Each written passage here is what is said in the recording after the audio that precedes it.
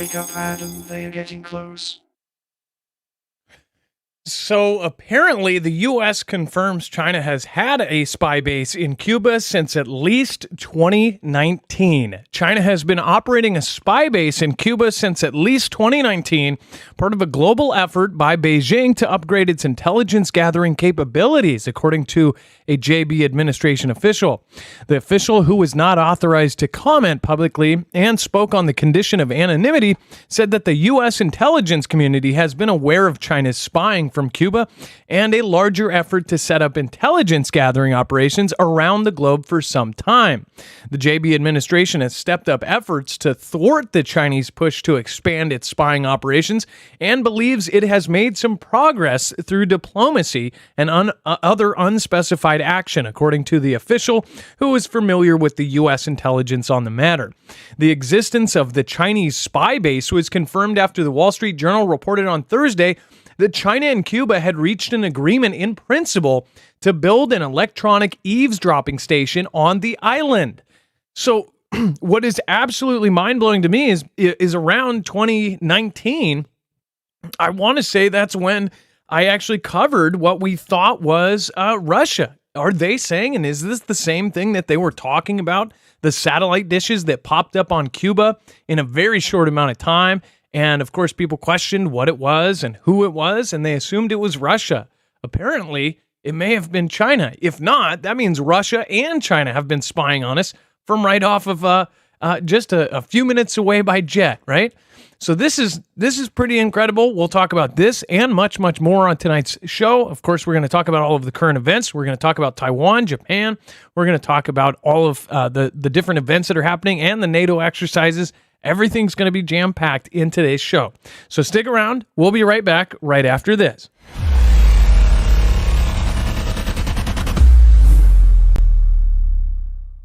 Nothing in this show should be considered legal, medical, or financial advice. The views of the callers can differ considerably and do not necessarily reflect my opinion, Dex's opinion, or anyone else who works with the show. You should always do your own research and consult with professionals. The internet is full of fake news, so please take everything with a grain of salt. If you have not already, it helps us out if you end up going through any of our affiliates, and it helps you out if you end up protecting yourself against cybercrime. NordVPN is one of the best and one of the easiest to use. If you do not have a virtual private network, it protects your IP address, which is your online identity, which actually connects to your real address and everything else. It also connects to you. If you know anything about how they are data logging and basically getting your profiles down, you can prevent that by having a VPN. Nord is, again, one of the easiest. Download it. It's like an on switch and off switch. All you have to do. Go to marfooglenews.com/VPN. Not only will you get a giant discount on this, but you will also be helping us. I appreciate your support, and I appreciate everyone that goes through any of our affiliates. Can't say thank you enough.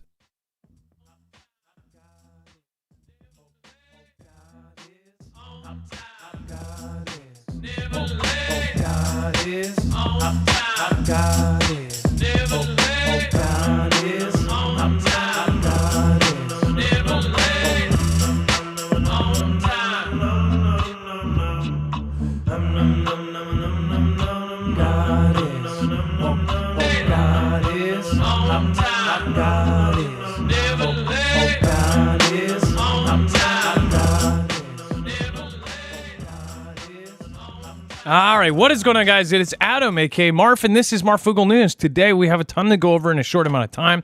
So remember, if you are new here, you can always find every single article, tweet, video, picture, document that we're going to show you here today over on our website. Nuclear escalation and cyber disruptions, the Beijing paradox. Just go over and click that on today's thumbnail, and you will find that we have every single article, tweet, video, picture, document that you need. All of our sources are down there, so you can check our work and a whole lot more. There is a yellow bar. That is our overflow. That is all the stuff that is essentially could not fit into the show, or the more political stuff that will get you in a fight if you talk about with pretty much anyone. So make sure to go check that out. There's a lot of great stuff down there and a lot of updates. Let's bring in my co-internet brother, Dex James. What is going on, and how are you doing today? Hello, Adam, and hello, Foogle fam. I am doing just fine. Remember to check out the moderator team. Make sure to drop an M in the chat right now. We have our great mods that keep the chat peaceful. There's usually at least a few thousand down there, And of course, it gets crazy sometimes, and the mods are there to just keep it peaceful and remind people that in general, we're just trying to push each other up, not push each other down. And again, meet some people of like mind. If you're watching this on the replay, try to make a live if you can. Our shows are usually 5 nights a week, around 5 to 7, depending on the day. So make sure to go try. All right. Dex, going back to the first story. So out of nowhere, there was a suspected China spy lab, or they said that they were possibly going to ask for permission or something from Cuba. And now all of a sudden they're coming out and saying, oh, we've already had one. This is wild.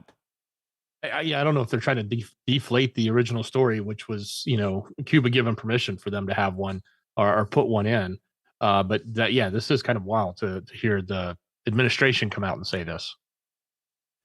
My view is that China is doing a whole lot. And I don't know who is behind China, if there's somebody above Xi, if there's groups that are essentially picking Xi and his country to do things.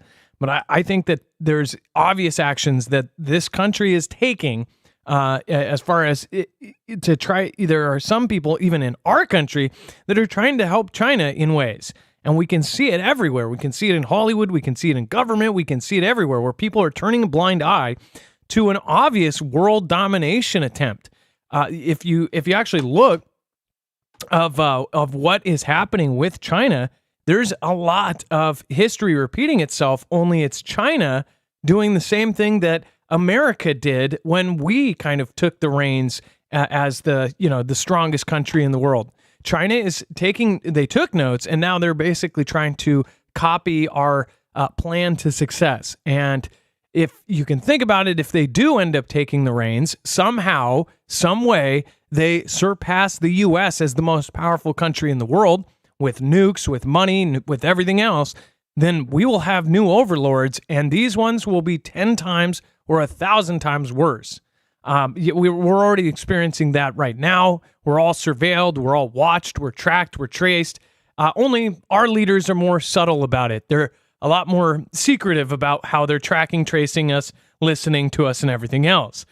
China's not. They just straight up, every new city block comes with about 100 cameras with facial recognition, and essentially anywhere you go, you are being watched. There is no escape. There is no escape from China's watchful eye. But as far as the spy base, what does this mean? Like, what are they spying on? It seems to me like they're getting prepared for a conflict with the U.S. I would think that would make a lot of sense. I wonder if this ties into the supposed balloon that flew over, and it flew from of course, the northwest of our country and flew down. I wonder if it was headed down to somewhere like that, if it wasn't going to get caught, if it wasn't spotted. Who knows? That whole thing is super shady and super fishy. And then scientists beam solar power to Earth from space for the first time ever. Dex, do you want to talk about how they accomplished this? So they launched, and we covered this launch back in January. They had launched this testing device. I think it's called Maple, and I'm sure I can find the explanation of Maple, its acronym. But it basically allowed them to take a microwave, and that is a microwave array for power of low orbit experiment. Gosh, they always have funny acronyms, but Maple is the product. So they basically built this thing, and they used it low on the ground down here. They shot it out of the testing facility from one window to another, and they were able to transfer power, via microwave technology. And the real question was, could they do it in space? And they sent it up, and they were able to transfer it in space to another device in space. So they could obviously transfer power up there. And the next question was, could they actually send it back down? And they claim that they've validated the test, that the equipment that they used, they didn't even put any reinforcement around it. They basically sent it up as is to see if it would withstand, the temperature swings and everything that is involved in the orbit up there. And it did. It survived, and they were able to test sending power back down. Now, this is an experimental, according to the article, it's an experimental device. This isn't like, a full functioning system that is meant to actually deliver a large amount of power, but it proves a point that they can now extend and say, hey, if we take this technology, we expand it, make it bigger, make it more, larger scale, et cetera, what can we do to harness energy in space and bring it back down? Now, question is, I ask, there's like a whole lot of other ways we've found ways to make energy down here, and a lot of them for free or close to it. So I don't know why we would need this in space for Earth, but I can definitely see this whole system that's hovering in the low atmosphere, low Earth orbit that is powering other devices that are in the sky. That would be really interesting. If you launched an array of 10,000 satellites, but they don't all have to have their own power system. They all plug into this giant power system that's beaming power to them up in space. That would be, in my opinion, a practical use. I could think of a reason. So say you're out in somewhere like the Arctic, and then I thought, well, if you're out in the Arctic, so this thing can gather power and then beam it down to the Arctic. Now, the Arctic, you could put up solar panels. But what if you couldn't get the solar panels there? They've been doing a lot of stuff in the Arctic regions. I wonder if something like this would be handy up there. Think about this. Anywhere you could go on Earth, doesn't matter how remote, say it's at the very top of a mountain, you could beam power to that top of the mountain. As long as it has access to the sky, you could essentially beam power to that place. So you wouldn't have to, if they got this in mass production, say this became, I see in the future, if this is a real thing and it's going to be a bigger thing, Starlink could legitimately start doing this, because Starlink's goal is to have a grid around the planet. What if Starlink ended up making all of its satellites, tri-purpose? Because we already know that they're already dual purpose. They're also detectors for hypersonic devices, or at least some of them are, or hypersonic missiles and hypersonic space speed objects. So you could see something like Starlink, and it has a bracket, and the military could power pretty much anywhere on the world. Say in the future, maybe instead of paying millions of dollars to put power lines to somewhere remote, they could literally beam the power from space. You could have lights, electricity, everything else, and it's beaming from literal space.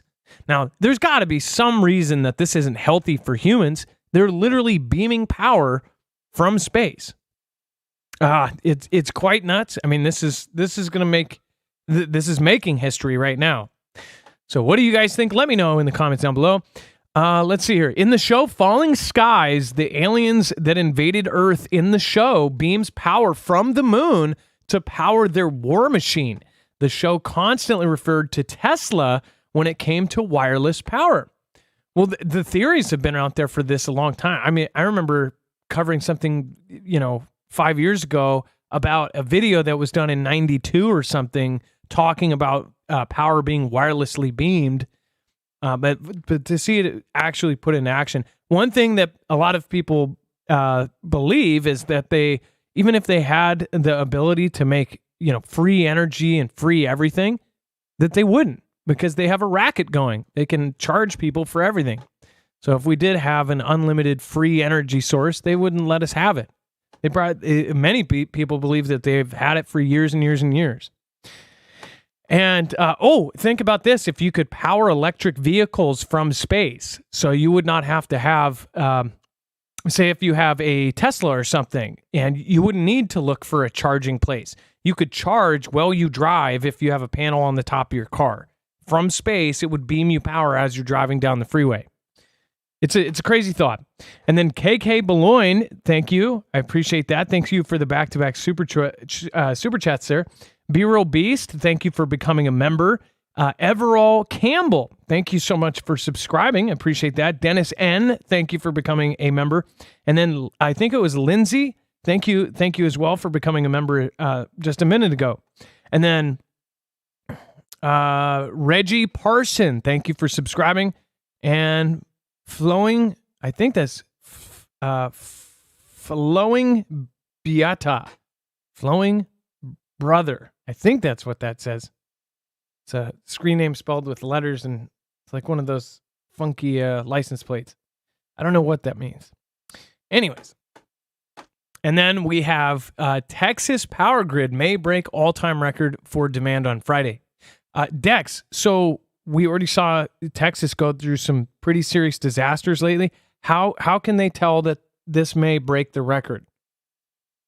Well, they've got some 100-degree temperatures forecasted that are coming through, and they've been hitting close to these records, and they're expecting to actually, based on their forecast on it and the demand, they're expecting to hit it. And we're not even in summer yet. So I know a lot of us may feel like it because school's out, et cetera, in some places, but yeah, the worst is yet to come. And I think that may be something that not just Texas needs to worry about, but we need to be looking at and paying attention to, and more importantly, preparing for this season as it's coming up. That if we start to see these record high temperatures that they're predicting from this El Nino, I think it's an El Nino, that's coming. If that actually comes true, I think there's a lot of places that may not be able to handle that demand and that load to produce that much energy to cool everybody, because obviously that's the most important thing when it's very, very hot. Everybody runs the AC.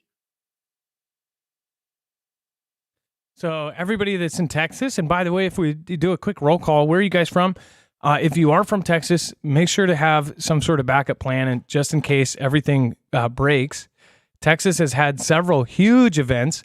In fact, in Texas, and they have their own grid, Texas has had some pretty huge events happen to their grid, where one time, at least a few of the linemen ended up losing their lives to kind of save the grid from really permanently failing. They could have broke the whole thing. So hopefully you guys are okay. Make sure to, of course, don't have your animals animals or children in the cars locked up and all of that jazz.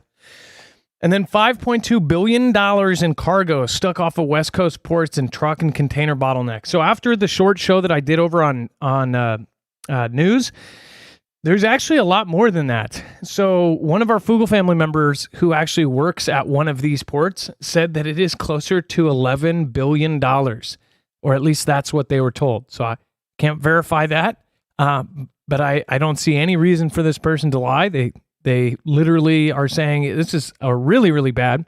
They base the $5.2 billion off of an average of $60,000 per container, which I said it could be less. From what I have heard, it's supposed to be a lot more. Now, why that matters, that's like double what they're actually saying. This is a lot of money. This is a lot of money that is just basically tied up off of the ocean. So it says the slow and go pace of the International Longshore Warehouse Union workforce at the West Coast ports has ground port productivity to a crawl. As a result, marine traffic data shows what it is calling a significant surge in the average number of containers waiting outside of port limits. Now, what's funny is I had a different article. This one doesn't even talk about the reason why it's actually happening. I think it does at the very end. But essentially, there is a forced, let's see here. Yeah, refused. Let's see here. I'm trying to let you guys know the part where, yeah, it says PMA cited a failure on Wednesday morning to fill 260 of the 900 jobs ordered at the ports of Los Angeles and Long Beach. And in total, 559 registered longshore workers who came to the dispatch hall were denied work opportunities by the union. Each shift without lashers working resulted in more ships sitting idle. So this is what happened. There was strikes, and there were these shortage of labor, and the unions said we're not going to do it. Well, it ended up stopping up all of the stuff getting offloaded. So the West Coast and off of the waters is going to look a whole lot like it did during CV. Only this time there's no horrendous demic that we have to deal with. It's just workers not offloading it. Now, some theorize that things like this could actually be manipulated and end up screwing our economy, and somebody is pulling the strings behind it to purposely do it to us. We have had so many weird events, like all of these factories that make foods and factories that make things, hundreds of fires at this point. As far as big factories, there's at least a few dozen, and everybody talked about them over the last couple of years. In fact, so much so many of them did it that people were called theorists for even saying that, oh, this is weird. There was a lot, and people tried to go, oh, there's fires all the time.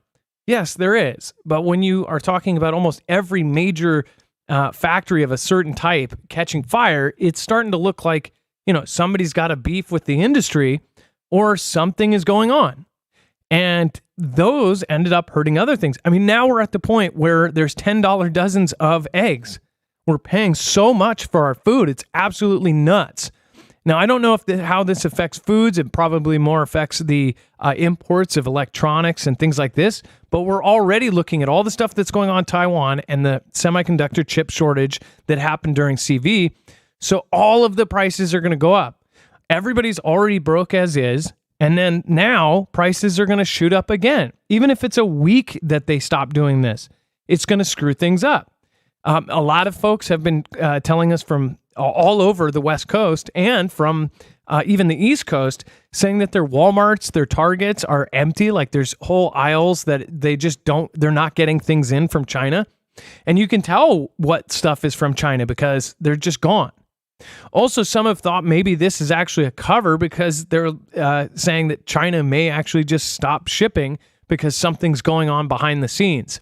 We just discovered this spy base, and now all of a sudden there is some sort of supply chain shortage where all of the ports are essentially closing down. This is also a month after we found out 80% of our port cranes are proprietary software and hardware run by Chinese-made cranes. So if China did one, if we were complete, we're already adversaries, but if they wanted to turn off the lights on our cranes, it sounds like they can. We're talking about 80% of our ports cranes were made in China and have hardware that's proprietary. Basically, they designed it. They have access to it. It's most likely, can be accessed remotely. They could switch off the controls for the cranes. What idiot said, yeah, let's have China, our adversary, build it, and let's not negotiate, I don't know, maybe like an open source system for the controls. Let's have them make a proprietary system that they can remote access. Real stupid. If not, they could have even then, they still could have built backdoors into chips, which, I mean, heck, your car has 160 of these semiconductor chips. I can't imagine what a crane would have for all of the movements and different things it has. So, Dex, do you not think it's kind of weird that there's this huge? Nobody was really talking about this.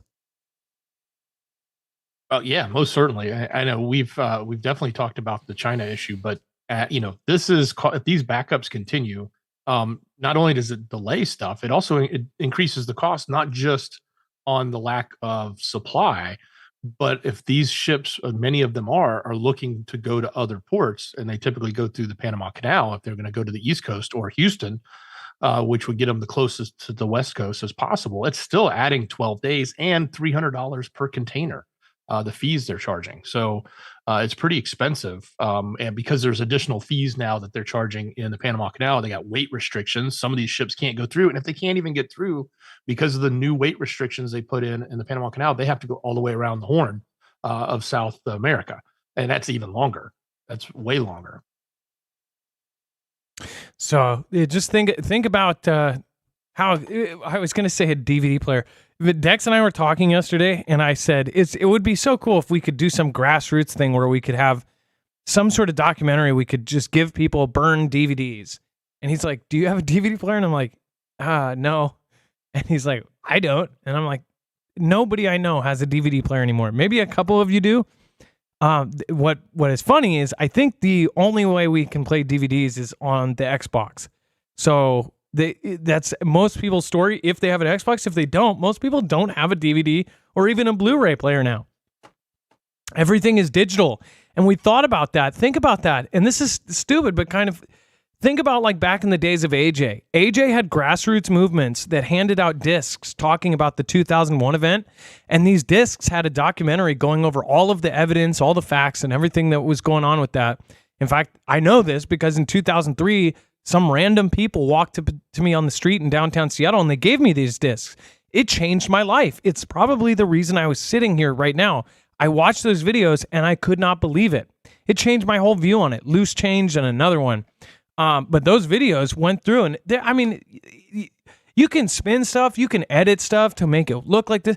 There's no way that if anybody sees both of those documentaries, that they wouldn't question what happened. There's just no way. And maybe that's just the best like manipulation in the world, or it's just the facts that are in the video and the actual events that happened we all watched, right? But that nobody could do anymore because guess what? All of the information is controlled. It's all digital. So if you're not on one of the platforms, if they control if you're on the platform, they control you getting your information out. And that's why I think that they need to start changing the laws about being able to take people off.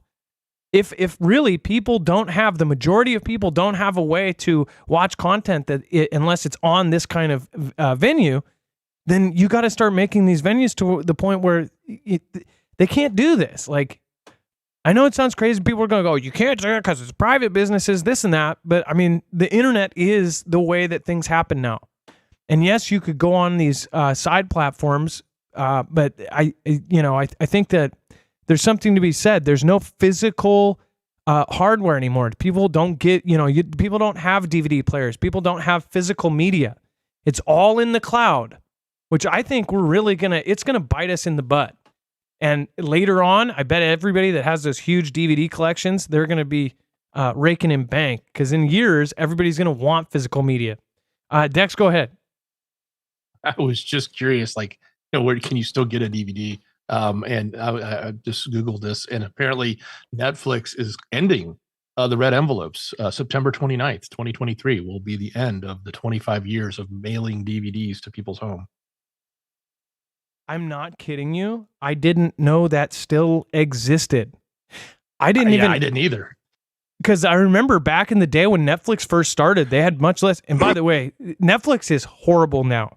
Netflix, if you go to the new movies, it's like one movie from last year, like 6 Ryan Reynolds movies that he did a deal on, and then it's all Bollywood or Indian or South Korean movies that are dubbed. They literally have lost all of their contracts. All of the other companies, they pulled their movies and they were like, screw this, we're going to do our own thing. Netflix was making bank. So now we literally have HBO Max, Showtime, Paramount Plus, A&E Plus, Discovery Plus. Everything's a plus. Disney Plus. I wish we could subtract all of that. It's kind of like, you kind of wish the system would break down and they would go back to the way it was, because some of these things are just stupid how far it's gone. Now you have to pay $60 to have the same stuff you would have to pay $100 to have the same stuff you had with Netflix back in the day. Not to mention Netflix's poor, practices as far as a business and a activist place, but it's just blown away. But Netflix, the discs, I remember when it first started and they had those discs and it was like 2 discs per month or per whatever they send it back, or 3 discs. It was a huge thing. I didn't know they still did that. Does anybody get their discs from Netflix? I remember Gamefly. Gamefly was pretty cool too. Gamefly did the same thing with video games. I doubt it's still around. And then Americans should prepare for cyber sabotage from Chinese hackers, U.S. official warns. This is it. People aren't going to believe us. I was going to say bereave us. No, that was not on purpose. They won't bereave us.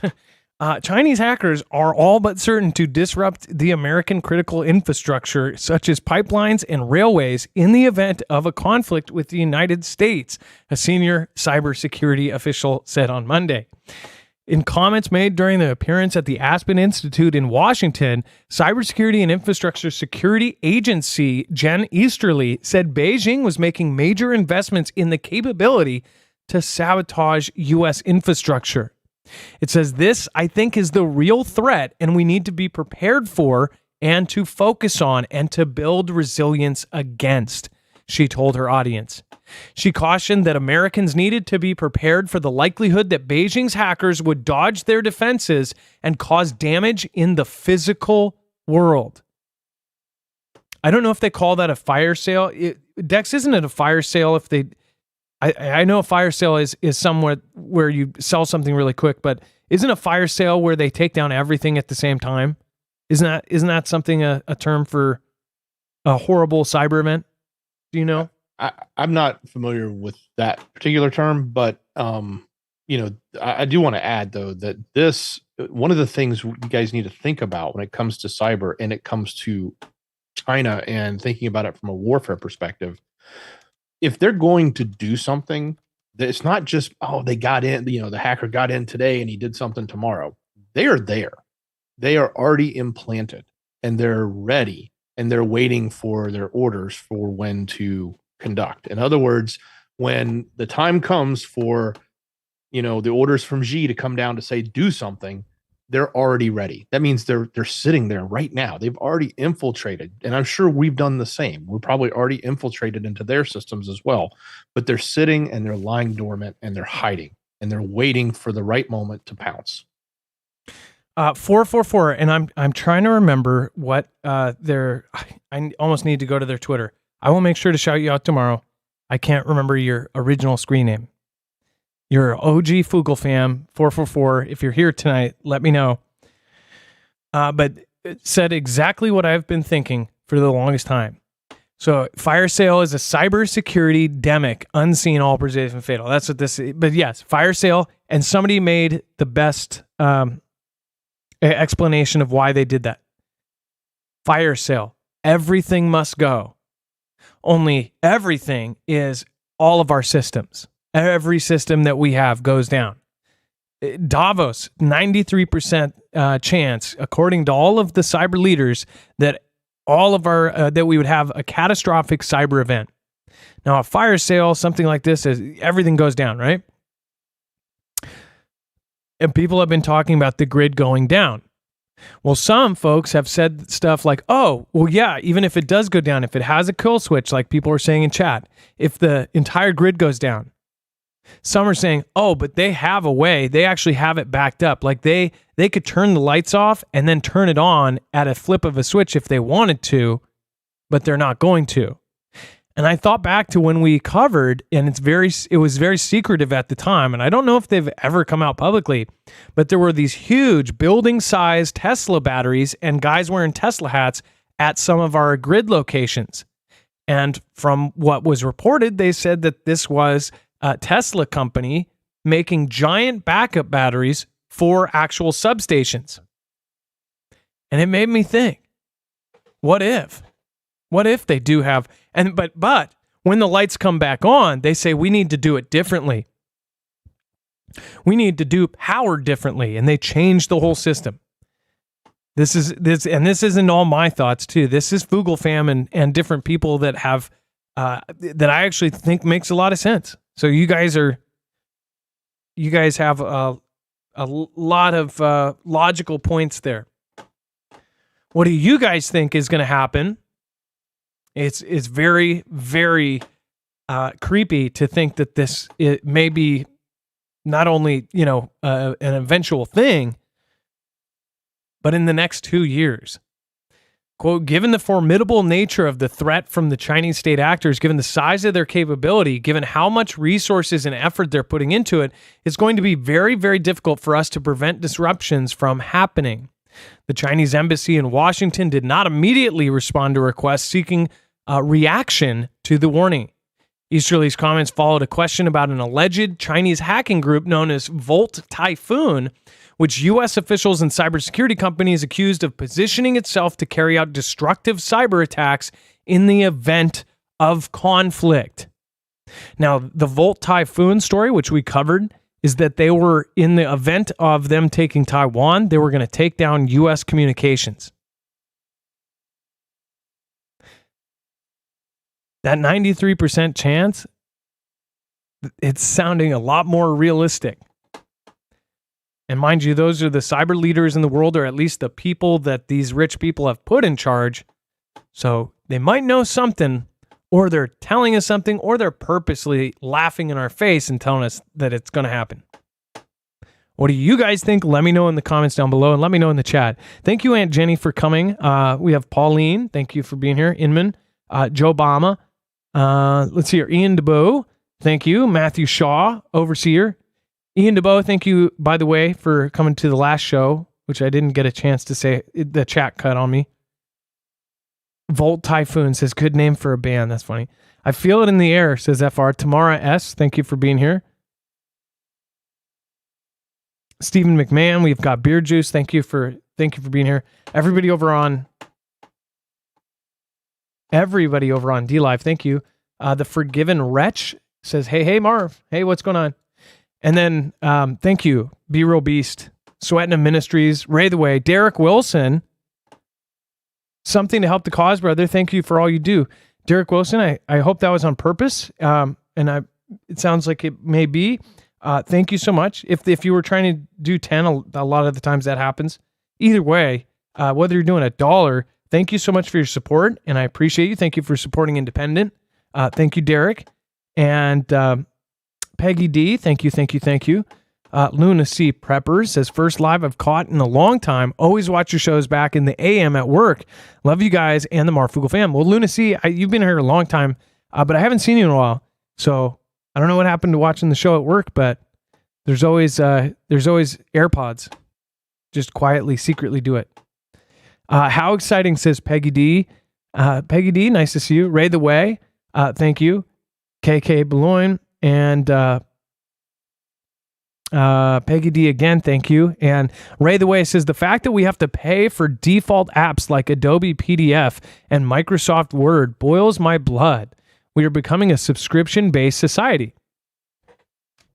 Yes, we are, and it's getting worse. It's like everything is a pay-to-play type of app. Video games that you used to... Xbox. Like, think about Call of Duty now. Call of Duty is like $100 game if you get the all of the things. It's a $70 game if you don't. Just the basic game experience is $70. Then you go into the main game, and this is a game that's been around for 20 years, so it's like everybody here probably has played it at one point. Now they charge you per season, and you pay to put outfits on, pay to have weapons. It's just insane. And it's almost all these games are integrating that to the point where they won't even make a new Metal Gear Solid because the company went to like a pay-to-play Kachinko, style thing. It's just, our whole country is just so greedy and so nasty. It's the whole world is just going down the crapper. All right. So Dex, before we talk about China raises nuclear arsenal, make sure to go check this out. There's a lot of threats from other countries. EMP shield is one of the simplest ways to protect yourself, to protect your cars, your trucks, anything that you want to keep running. Again, you would want to have an EMP shield on. This actually protects not only your cars, your trucks, your ATVs, your motorcycles, your boats, your ham radios, your solar generators, your gas generators, and even your home. They have a home version. This can also protect you against a CME or a natural coronal mass ejection. A Carrington level event hits.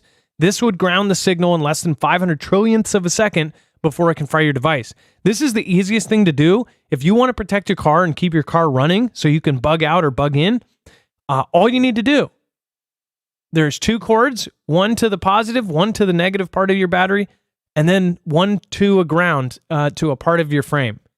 Like, that's how easy this is. We say 10 minutes, we mean it. I mean, it's as easy as that. Hook up red to red, black to black, and green to ground. Super, super easy. Make sure to go check it out. marfugglenews.com/EMP. Again, that's marfugglenews.com/EMP. Make sure to use the code MARF. You'll get $50 off per device, and that stacks on top of any sale they're going for. It'd be really dumb if something like this happened from any of our adversaries. It's one of the most likely scenarios, and you go to leave and you can't, because essentially all the new cars, the gas isn't even manual. It's all digitalized now. When you press the gas, it actually digitally tells it to press it, which I just think is nuts. There's no more old school wires actually pulling the gas and releasing gas into the engine. Go to marfugglenews.com/EMP. And then China raises nuclear arsenal by 60 warheads. Dex, I think it's actually more than this. I think they're just suggesting, right? Well, it's just what they know, or it's just what they're able to find out. And that's only through January of this year. So we don't know how many more they've produced since then. And they've been on a pretty fast clip. They're up to 410, according to this think tank and the research they did. as of the beginning of this year. Here's the thing, though. Just like everything else, overnight, they were the largest Navy in the world. And it was really overnight because they were building all of these Navy ships under covers. They had these massive building, essentially these huge undercover areas all over their country and all over their coasts. And they were building ships underneath where satellites couldn't see them. Then all of a sudden, it was like overnight, they pulled them out, and all of a sudden, the world has the largest Navy is China. China surpassed the U.S. in Navy size.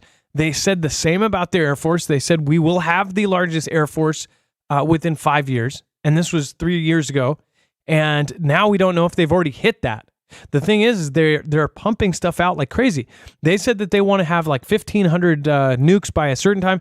They said that they wanted to have 300 nukes by 2025 originally. When I first covered the story, China was saying, the U.S. said, they'll have 300 nukes by 2025. It is now 2023, and they're saying that they probably already have 400. How do we even know that they don't have more? They could be building these in secret and stashing them, or they could be acquiring them from other countries. Something fishy is going on. It's very, very odd. What do you guys think? Let me know in the comments down below. Dex, go ahead. Well, the other interesting thing is that both the U.S. and the U.K. declined to release information on how large their nuclear forces were starting in 2022. And it's not just the treaty between Russia and the U.S. that fell apart. They're just not reporting it at all. They're not allowing any transparency. So the question I have is, are we not doing that because we're looking weaker, or are we building up more? And is this really the right solution? Should everybody be building up more nuclear arms to, if we're worried about China building up more, should we be building up more? What do you think? Tell us in the comments below. But I personally, I can't fathom we need more of this stuff, since there's nothing good that can come from the use of an actual nuclear weapon. That's the crazy part. I don't know why this guy is just... What a funny picture.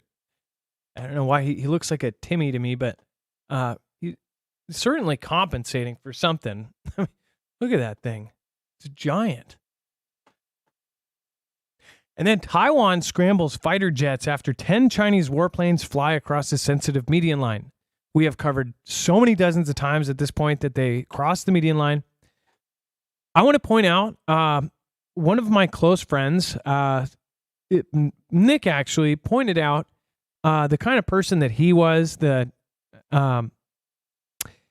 he likes to surround himself with a lot of positivity and positive people. And actually, we had a long conversation about how, yes, that is actually the right thing to do. And I have tried to do that as well. Not surround yourself with folks that, constantly complain or constantly, find all the negatives in life. And this show, we talk about a lot of the negatives, but I do want to do a better job of, I guess, trying to offer hope. The thing is I personally, I don't think it has to be said in a lot of ways, but when we are suggesting people prep, I think that prep is the solution for a lot of that, because a lot of these things are less scary when you start prepping. When you start having, backup food, ways to stop some of these horrible disasters from happening to your personal family, you get a whole lot less scared. And then you can spend that worry in your head about other stuff, and you can stay positive and you can be happy, even though the world might be going to crap. I still think there's hope for all of us. And I also think that some good may come out of some of this, as far as, there's a silver lining in everything. Even if our grid went down, I think that there's something to be said. Even if we lost all electricity, we're still human beings. We're going to adapt. Things are going to be, go back to the dark ages. But shoot, we're human beings. We're going to adapt. If it's 18 months, if it's 24 months, whatever it is, the more people that prep for this kind of thing, which is just unfathomable, we can't wrap our head around it. But something like this is bound to happen. It's Murphy's Law. Anything that can will happen. And these things, people just don't want to think about it. There's also the people that just deny things are happening and think that everything is rainbows and ponies. And they purposely tell themselves everything's okay. And that might even be part of their defense mechanism. Like they just don't want to realize that things are going to crap. But at the same time, things are going bad, really, really bad, really fast. And I think people need to have some basic fear of this because they should literally have, a basic understanding, because then their brain kicks in the fight or flight and they actually make the right decisions and try to survive. If the people didn't know, if we didn't tell people for 5 months straight, hey, it looks like they're planning for a pandemic, people wouldn't have had supplies throughout CV when all of the shelves were empty. Countless people thanked us for telling them about that. And there was clear evidence. There was clear information all over. They were, I mean, for how much evidence that there was that a demic was coming, and not just coming like eventually a demic, they were planning. It was like it was coming now. And it did. There was so much evidence. It's hard to not say like, this is weird. Most people do think it's very weird. Like it was some sort of attack or something, right? But there's always going to be a silver lining in things. And you guys got to help me. You guys got to help me find the silver lining in things. You got to help me try to find the positive side of some of these negative stories. Because we're not trying to fearmonger. Most people here are prepped. They're ready for it. It's kind of like folks that are a black belt in karate. They're not worried about a fight coming, because if a fight comes, they're gonna take it on.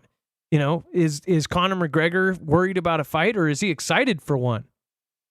I guess that's kind of the point, right? Not saying we're excited for SHTF, but if it does happen, a lot of us will take it head on. So, what do you guys think? I know that it's hard. It's hard being positive, and I know some folks have anxiety. I think that if you do have a lot of anxiety, you probably shouldn't watch a show like this.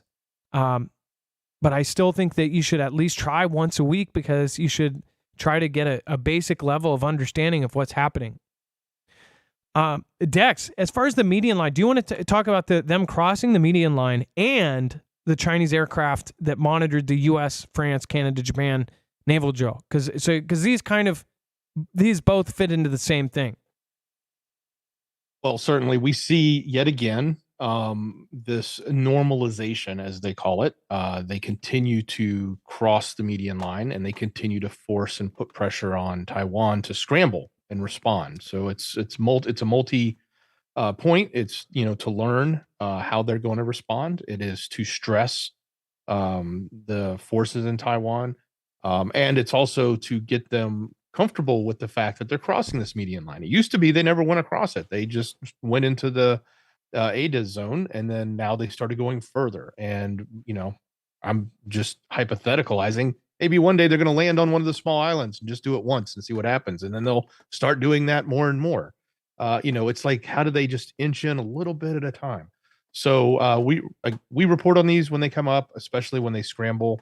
A lot of jets, because there's a lot coming across the line. Of course, when they see a massive amount of planes coming through, then they have to worry, is this the day that it's going to happen? So obviously it wasn't. It was yet again another drill, another one of the normalizations. So and then as far as monitoring, we had these drills that were going on with US, France, Canada, and Japan, a naval drill, and it's being reported that during that, and you would sort of expect this. We all spy on one another, but China deployed reconnaissance planes over those areas when we were doing that, and it was east in the waters east of Taiwan last week.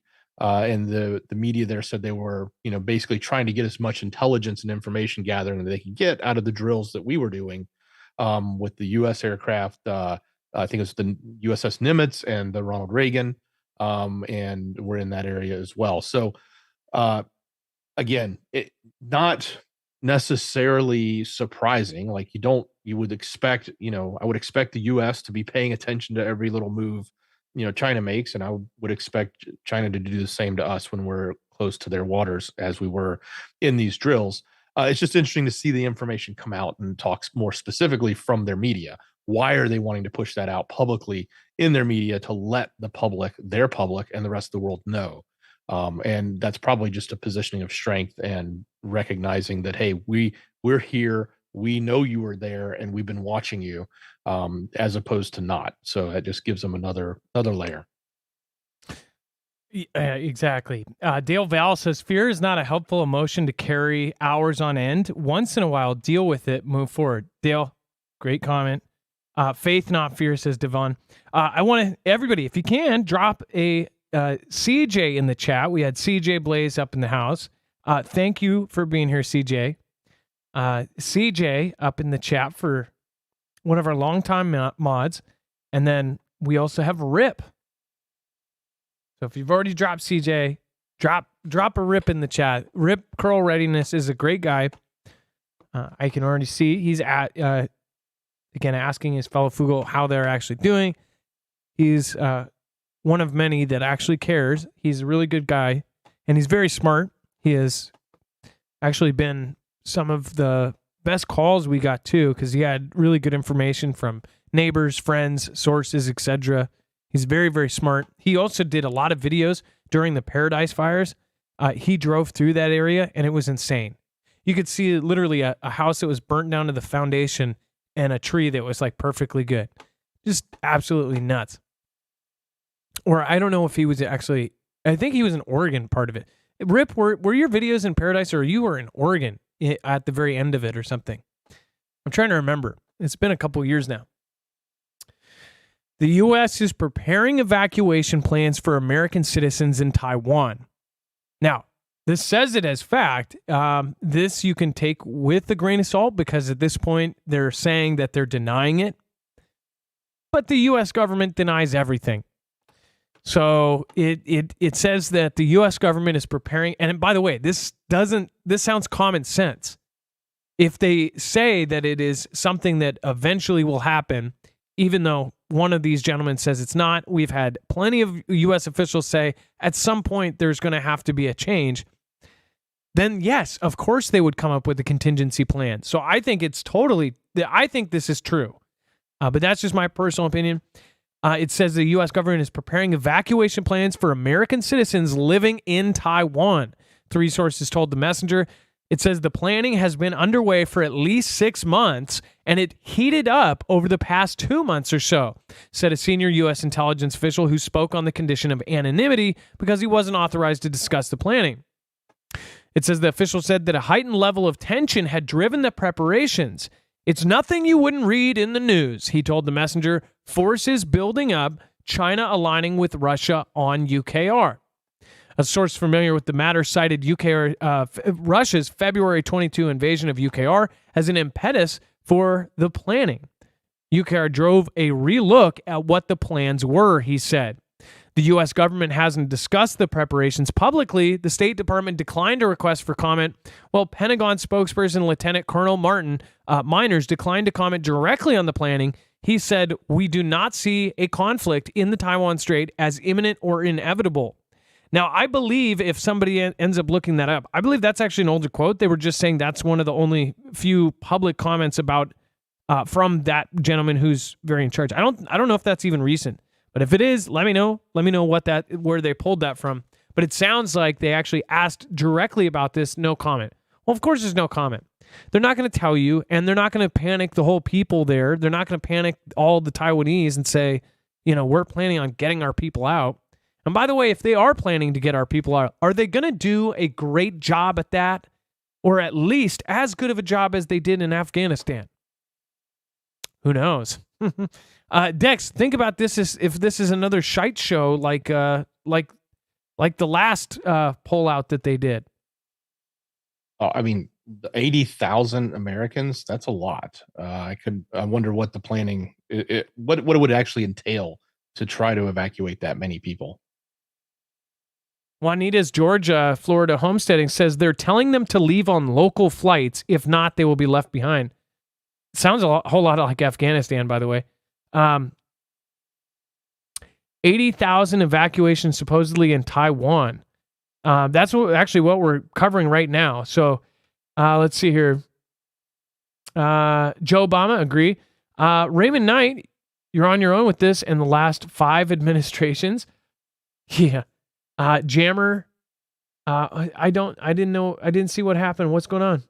Oh, I think I know what's going on. Jammer, I hope you're good. Okay, I'm praying for you. And then Carol, let's see here, 80,000. Scratch, Henry Kissinger did say that the average lifespan of a democracy is 200 years. Isn't that crazy? Lady L, yeah. Afghanistan and then crying, laughing emoji. It's sad that actually perfectly sums it up. Let's see here. Even typing is a chore for me. That's why I'm being quite quiet. Oh, I'm sorry, Jammer. I didn't see what the problem is, but I can guess. Why would they want to leave and then come back to America? Well, America probably won't get hit as quick as Taiwan. Penny Salmon says, sounds scary. I still can't get rid of a little floating heart in the corner by the chat. I don't know how to fix that. Praying for Jammer 1. Thank you, Rachel Queen. Redneck Ways. What's going on? Animated adventure. That's why it's a constitutional republic.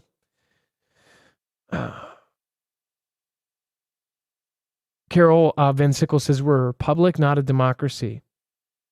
Magnus Rhythm. Marfoogle TV. Exactly. Toadman, nice to see you here. I'm glad you got off work. Rhiannon S. Hey, we got a celebrity in the house. Rhiannon S. Awesome woman. Make sure to say hi to Rhiannon. Thank you for stopping by.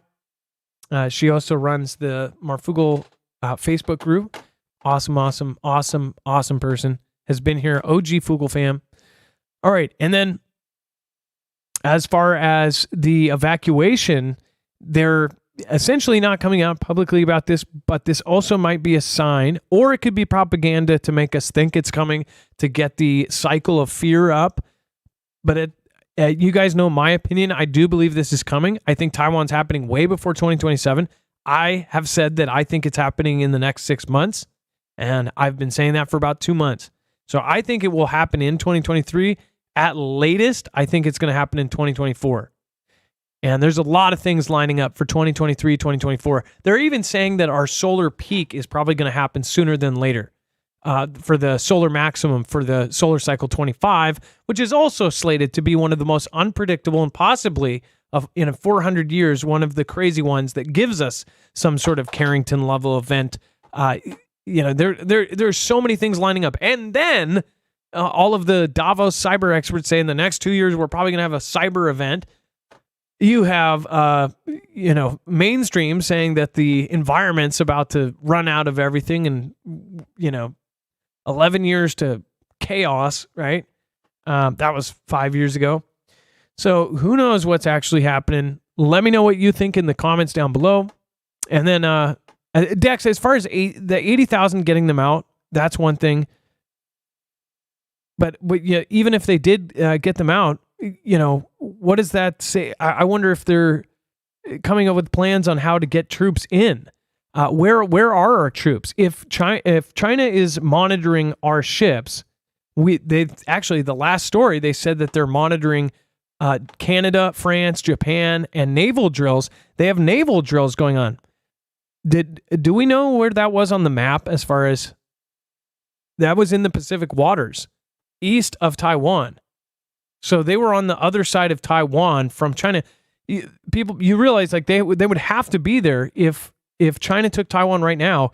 Unless they're there, they've literally said that it's going to be about the U.S. taking back Taiwan or taking back parts of Taiwan rather than protecting Taiwan, because there won't be time.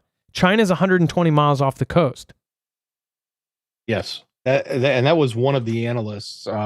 One of the war game analysts had gone through and said, look, one of the ways they could do it is just start with one of the small islands, grab that island and move to the next few ones. And once they've started a foothold, then it no longer becomes protecting, but actually pushing them back out.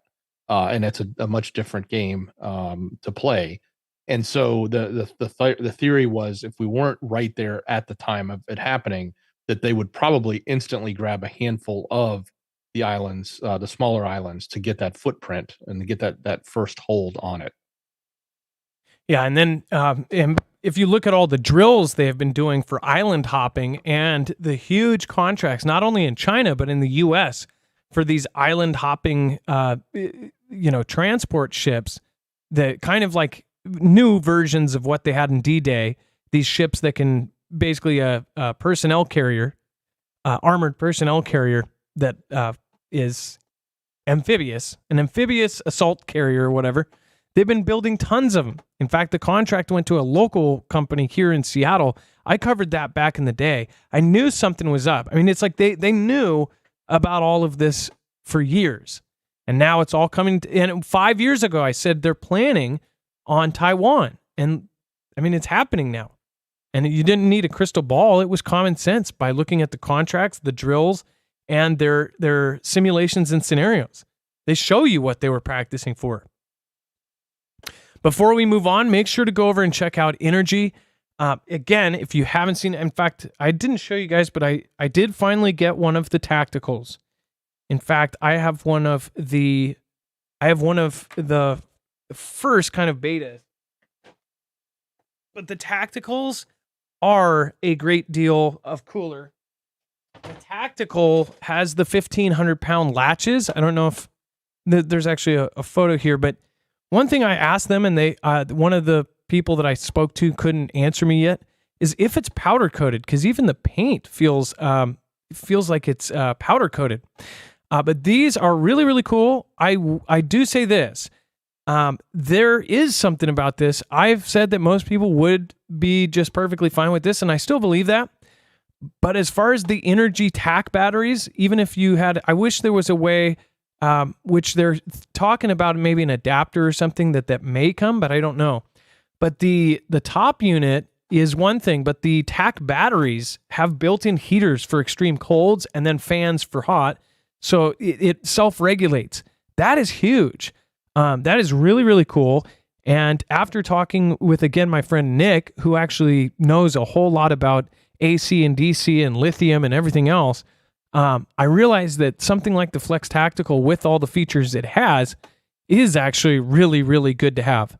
I'm not an expert on it, but after speaking to nearly one, I actually think this is something that is better long-term. So I would highly recommend this at the top of the list. If you wanted to go with the solar generator, they're silent, of course, so nobody can hear them from 3 blocks away. They can be used inside. They don't take $5 a gallon gas. And, of course, you can get unlimited power from the sun from solar panels. So if, again, you get a package, I'd highly recommend getting one with their folding panels. But if you can't go this one, then number 2, I would say the Flex 1500, the normal version. It has almost all of the same features. It just doesn't have the built-in heater on the battery. And then, of course, the latches are different, and there's a few differences there. But I think most people could get away with the Flex 1500. And then also, there's all sorts of really cool built-in ones. There's the X2. So that's a whole other unit in itself. That would be my number 3 or my number 1 for van lifers or RVers. And I have tried all of these. These are all have their kind of pros and cons. I would highly recommend looking at all of them and see which one is best for you. But this is something that you really should have. The Flex 1500, and I believe the Tactical should have this at some point if it doesn't already, will have UPS mod, so you can actually add uninterrupted power supply into it with the new UPS Flex charger.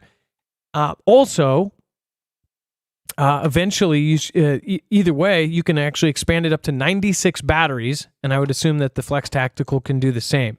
So it's a really, really great system, and I would just highly recommend this as far as having a backup for power is going to be huge. And the Flex 1500, and I assume the Tactical, the Flex, and I know for sure you can get an EMP shield directly made for. That's what this guy is. And if you haven't seen, this is the Flex 1500, the EMP shield for it. So it's the only solar generator you can get an EMP shield for right now. All right. So make sure to go check it out. You not only get a huge discount, but you also help our channel. We're independent. We're on our own. And we're basically on a huge uphill battle. And we're not treated the same via the algorithm. So if you guys want to give us a hand, marfooglenews.com/energy. Make sure to use the code Marfoogle to get the savings and to give us credit. Other than that, you can share our show. That is very, very powerful. Share us on social media and everywhere you can. MarfoogleNews.com/energy, INERGY, and make sure to use the code Marfoogle, MARFOOGLE. Dex, do you want to talk about President JB forced to cancel meeting with NATO chief after emergency root canal? Apparently he's got real teeth. Wasn't suggesting that he didn't, but we all know his age. But apparently one of his molars was bad, and he had to have an emergency, root canal on Sunday.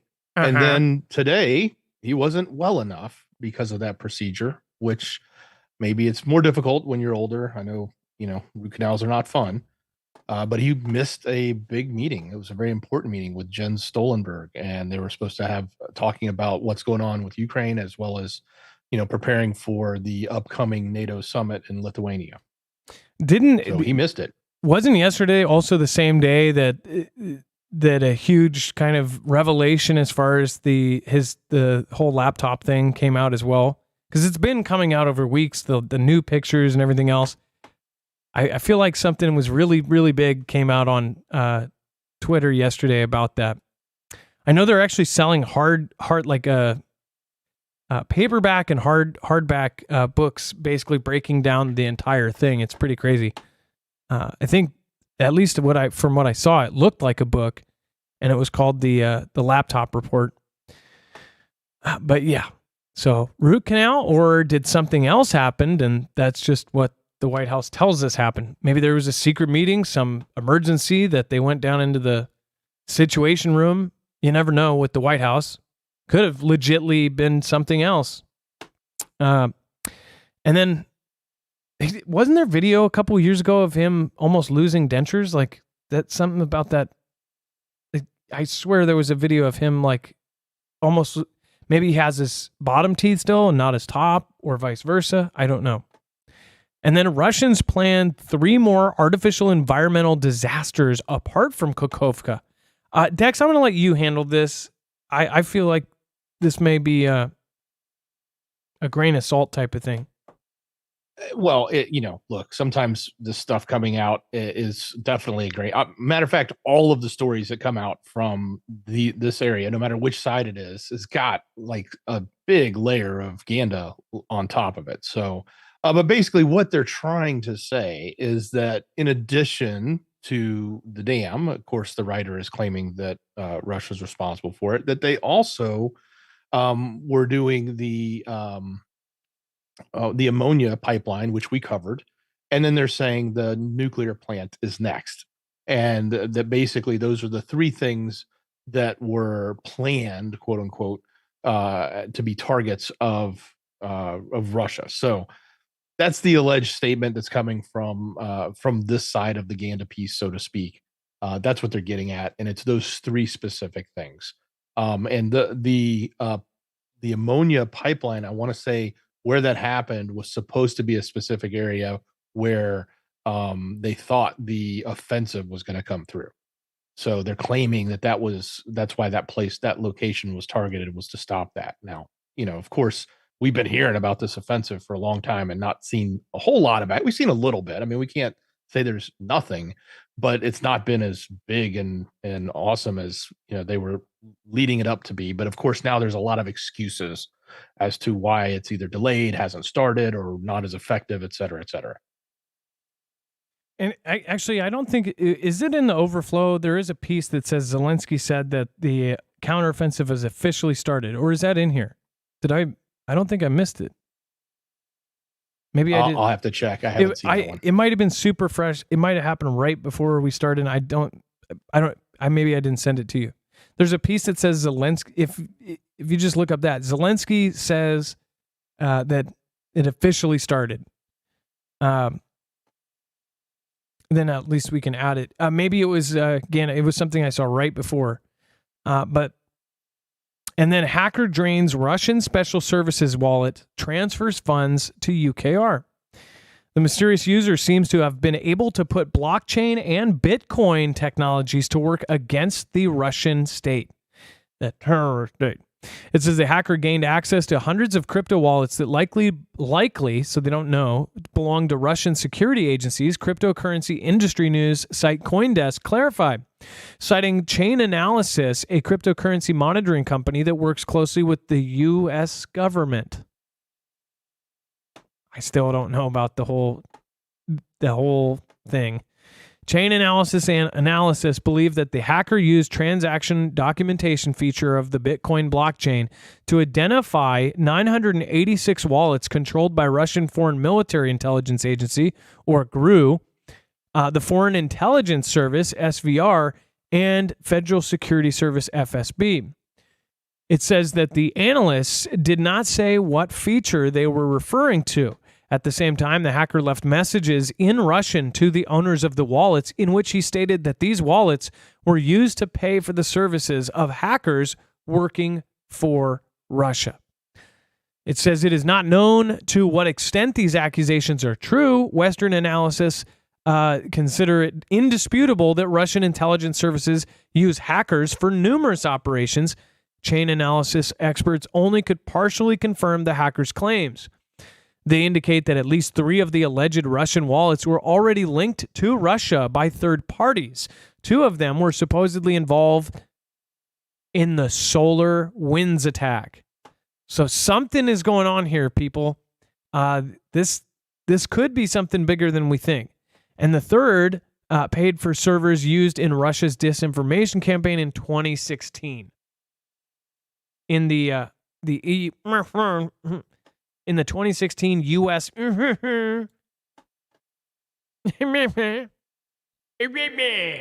know what I'm saying? Those things. You know.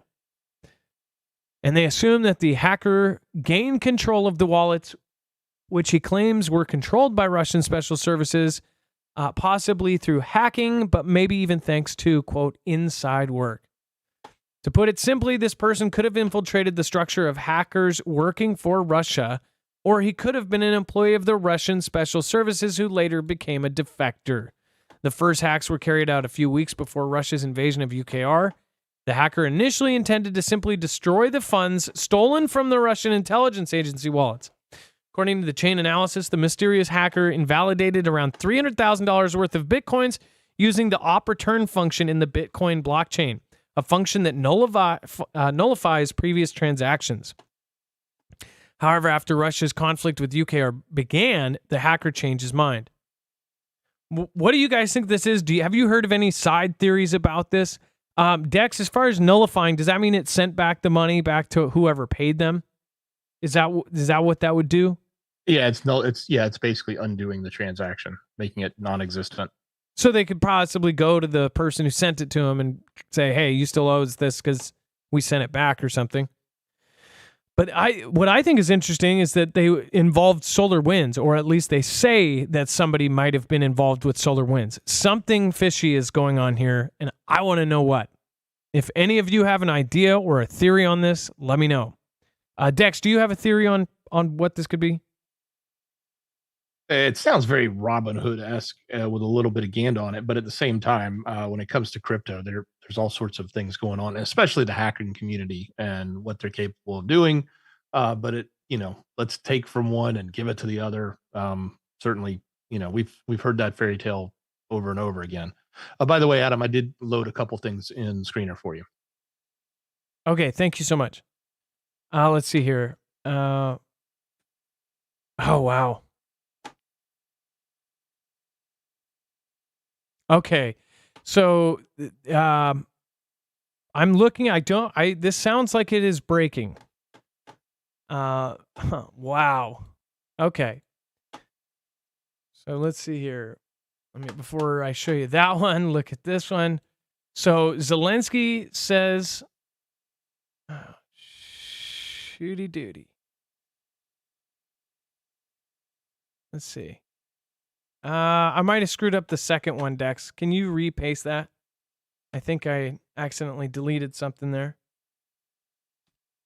I don't think I did. Yeah, never mind. I got it. Zelensky says counteroffensive defensive actions are taking place in UKR. So they're saying that UKR President Vladimir Zelensky said Saturday that counteroffensive and defensive actions were underway. This isn't the breaking fresh stuff against Russian forces, asserting that his top commanders were in a positive mindset as their troops engaged in intense fighting along the front line. UKR leader at the Kiev news conference alongside Canadian Prime Minister Justin Trudeau responded to a question about Russian President Vladimir Putin's comment a day earlier that UKR's counteroffensive had started. And it said, and UKR were taking significant losses. Zelensky said the counteroffensive defensive actions are taking place in UKR. I will not speak about which stage or phase they are in. And then I saw actually a news piece saying that they're in full swing. But again, we've heard so many back and forths. Now this, Vladimir Putin needs 2 to 3 million Chinese soldiers to fight in Ukraine. What? Millions of Chinese soldiers are, quote, needed to fight in Russian President Vladimir's invasion of UKR, Russian state TV host Olga Skvyeva said as Kiev launched its long-awaited counteroffensive. China has been a major ally to the Russian president after he launched his, quote, special military operation in UKR last February. As Russia's military grapples with UKR's latest attempt, Olga Skvyeva, host of the Russian TV program 60 Minutes, that's so funny, offered one solution to bolster the country's military, calling for millions of Chinese troops to join the Russia-UKR conflict. Olga Skvyeva pointed out to the recent battles in Russia's Belgorod region, where Vladimir Putin's forces reportedly struggled. Don't dismiss 2 or 3 million Chinese soldiers. That's what is needed now. I look at Belgorod region and I think how much we lack a Chinese People's Liberation Army. What in the world? How many soldiers does China have?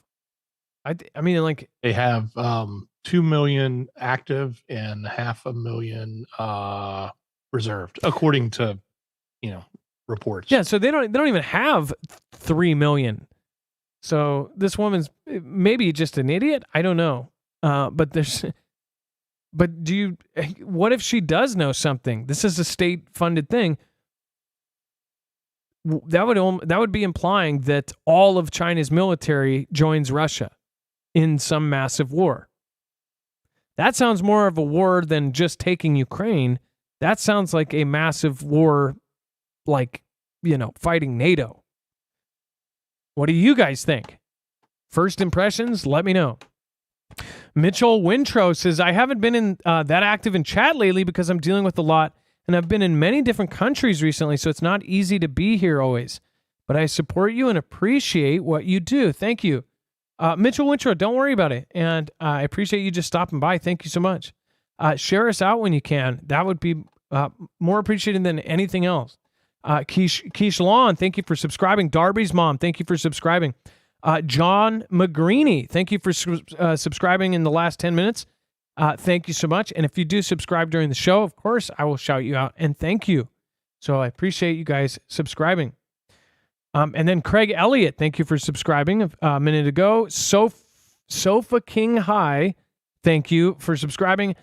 Ghost of the Light, thank you for subscribing. Everell Campbell, thank you. And P. Keel, thank you for subscribing. Mark Marish, thank you for just subscribing. Sam O.D., Lowell Ackley, thank you for subscribing. Lots of new subscribers. Thank you, guys. Carla Snow, thank you for becoming a member. And Sandy, thank you for becoming a member as well. Bible Talk 777 says, props to Nick Merckx, Tim the Tapman, and Dr. Disrespect. I know about the Nick Merckx thing on Twitter, basically saying leave alone the kids. And then he got canceled from Call of Duty. And he was mentioning, it's just crazy. People are getting canceled preemptively for going, it's just nuts. Ray the Way, the fact that we have to pay for default apps. Oh, yes. I agree with you on that one as well. Let's see here. And then we have Shogu orders all PMCs to be placed under Russian Defense Ministry control. Prigozhin immediately refuses. Dex, what is this Prigozhin dude? I kind of get annoyed by the Prigozhin news now. It's just like, Yeah. you know what I mean? I think the Kremlin's getting a little annoyed with them too. And it sounds like their solution, or at least Shogu's solution, is to say, hey, they're all going to report to us. Like, bring them all in. No longer are they running around rogue. And Prigozhin's like, not happening, because obviously he runs the Wagner PMC, stands for private military companies. That's what when they say PMC, that's what they mean in here. But yeah, he's the most outspoken. He's almost like, I don't know. It's weird how he is always trying to be in the news, whether it's in putting himself in the good light, or even putting himself in a position of animosity towards his leadership, and calling them out, and doing it with the media, which is strange. You wonder who controls him, or if he's controlled at all. Who would hire this person 2 times? Like, they're technically, Russia is paying for it. That's why I said that I think it's Ganda on Russia's part. Like, Russia's doing it on purpose and having Prigozhin say this stuff. Why would they cut a check to this person and then have him talk this much smack? You could, what the reason I think it puts it in people's heads that he is so desperate, he's so weak, that he doesn't have a choice. He has to pay Prigozhin, and he has to use. Well, if that was the case, if he was so desperate that he could say all these things, then Prigozhin could ask for whatever amount ever. I mean, he could literally ask for just the price, priceless. Because if he's that desperate to keep somebody on like that instead of getting other troops, then something's wrong there. It's part of the narrative, I think, that Vlad is so weak, and that he's desperate, and he's mad, and he's psychotic, that he's allowing Prigozhin to do this. These guys are masters of propaganda. UKR and Russia. We're talking about the country that is a literal 4D chess champion. Out of all the countries in the world, there are very few that have the title of the best propagandist, and Russia and Germany are 2 of the best and the biggest. So I don't know what they're doing here. Like, he's constantly in the news. It's like if he sees a reporter, he chases them down and goes, hey, look at me. Look at me. Look at me. Vlad sucks. Every day. Before we move on, make sure to go check out marfugglenews.com/prep. This is a great deal. With our code, you can get $200 off on a 3-month supply of freeze-dried food that lasts 25 years. Freeze-dried food has tripled in price over the last 3 years. So if you do end up getting something like this now, it's better to get yesterday than tomorrow. In 3 years from now, this could be triple the price. And you'll still have 22 years left on the shelf. So again, this is something that lasts over 2 decades. And if you do invest in it, that's exactly how people are looking at it, as an investment. This is something that you can use in 10 years from now, 15 years out, 20 years from now, when who knows, if inflation has gone up this much in a couple of years, imagine where inflation will be in 20 years. And if you were to go out and buy 3 months of food in 20 years from now for some sort of emergency then. So that's the great thing about freeze-dried food. It's all sealed in Mylar bags, and then double sealed in the buckets in the case of the 3-month. That way you can store it and keep it ready, put it wherever you need, split it up and put it where you want your food. And it's the best way to do it because it's in bulk. Go to marfugglenews.com/prep. They also have smaller packages, 72-hour kits, a week, whatever denomination of food you want to get, you can do. I know there's a lot of people that they don't have enough for, say, a 3-month kit, but they may have enough for a go bag kit, or they get one a month and they try to save it up because, again, these last a very, very long time. You can build it up over a couple years and have the same amount and just break it up into chunks. Go to marfugglenews.com/prep. Again, that's $200 off. So that brings it to under $600. It's $597. That breaks down to less than $200 per month. And that's, again, $200 a month for food is actually insane right now. If you go to the store and get groceries for a couple of days, it's like $200. So really, really great to have. It is emergency food. It's very good for, obviously, emergencies. It doesn't have to be SHTF. It could be literally any kind of emergency, from an earthquake to hurricane to storms to tropical storms. Whatever area you're in, you probably have some sort of natural disaster that could happen, or is impending. Florida and East Coast people, they have this on a yearly basis. So I'm sure you guys already know. MarfoogleNews.com/prep. Thank you. It supports us. It helps us grow our channel, and it financially supports us as well with a commission. So thank you guys, and we appreciate it. Draining reservoir from Ukraine's destroyed dam is revealing World War II weapons. This is an odd one, Dex, and kind of trippy at the same time. It certainly is. Now, this picture is rather interesting. One thing in the very, very back, you can see the nuclear plant, but you can also kind of see how much the water is draining or receding as the dam continues to allow the water to pour out. But what's happening is, in addition to some of the dangers that they've seen from mines being shifted around in the waters, they're now finding equipment or things from what they're claiming are from World War II. They actually said it's common, especially in some of the areas where they've done testing and things like that in the past, as the reservoir would go down a little or come up a little, they might find, remnants of S-300s, things like that. But now that it's receded so much, they're actually finding even older stuff dating way back. And then, of course, they've even reported that they've, and this is on social media reporting this, that there's been some skulls found in the mud as well. And they're speculating that it may be dated back to that time period. But the other thing is there's really nobody there to verify it, at least from a journalistic point of view, because a lot of them are saying it's too dangerous to go wading around in the mud because of the unknown stuff that may be there, whether some sort of ordnance that could still be live or cause a problem, or a mine or something like that. So just a very interesting thing. We've seen this with dams, like we talked about, some of the dams here, the water reservoirs here, when they've drained so low, it's like they found cars, they found, freezers with, remains in them from some mystery that they were trying to solve, or they found, things that have never been seen before when they get drained. Well, this is a very large body of water. And so there's a lot of water receding, and there's definitely the opportunity to find lots of things like this. But this region was rife with a lot of action and activity during World War II. So there's a ton of remnants from that is appearing all over the place. Maybe that was part of the message. That's pretty trippy. Yeah, instead of a safe with money or something, you're finding a gun emplacement or something. And then J.P. Morgan settles lawsuit with EpiPen victims for $290 million. That's a pretty big settlement obviously they found them to be responsible for some stuff. Reached a tentative $290 million. J.P. Morgan Chase, the big bank, with victims of Jeffrey EpiPen, one of two lawsuits alleging the nation's largest bank ignored warnings about its longtime client and facilitated his alleged trafficking. Mind you, this is a civil case, right? But this essentially says they were guilty of this because they came to a deal, right?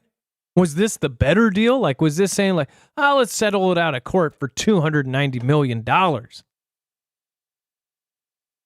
Was this because of, again, this is nuts. The deal came roughly 2 weeks after JP Morgan CEO Jamie Dimon was asked by lawyers what he knew about the bank's dealings with EpiPen. One of Dimon's former top deputies, Jess Staley, was also questioned under oath last weekend. The case at issue was filed in November of last year by a woman who was listed anonymously as a Jane Doe in court papers. She said that she was by EpiPen and that EpiPen paid her and other victims with money housed at JP Morgan. The suit sought class action status on behalf of hundreds of alleged victims. The bank agreed to pay $290 million, but the terms of the statement still have to be approved by the Manhattan federal judge. There was no admission of liability by JP Morgan as part of the agreement. This is how these big corporations and banks get away with everything. Just pay it off. They silence them. They're going to get the money, and then everybody forgets about it. You realize how big this is? It's huge. It says we all now understand that EpiPen's behavior was monstrous, and we believe this settlement is in the best interest of all parties. Yeah, especially the survivors. Little do they know, how many do you think probably didn't make it back from one of those islands, right? Who suffered unimaginable abuse at the hands of this man, a bank spokesman said. What's crazy is that guy probably knows a lot of inside information, probably knows the truths behind it, at least have heard rumors if he's been there, only a few months, right? Lawyer David Boyes, who represented the victims, said taken together or individually, it said that the historic recoveries from the banks who provided financial services to Jeffrey EpiPen speak for themselves. Now, remember, it's been said that all of these people knew. People at the highest levels knew exactly what EpiPen was doing at these locations.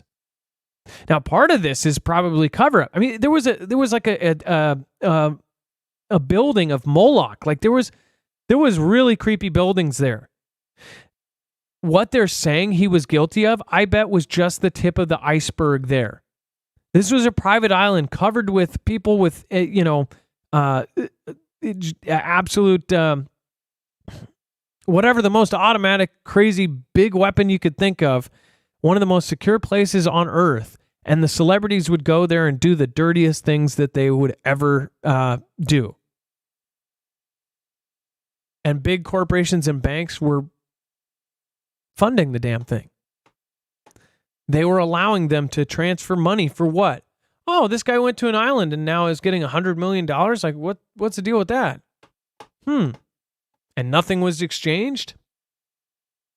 Yeah, people knew. People knew this was happening at the very top level.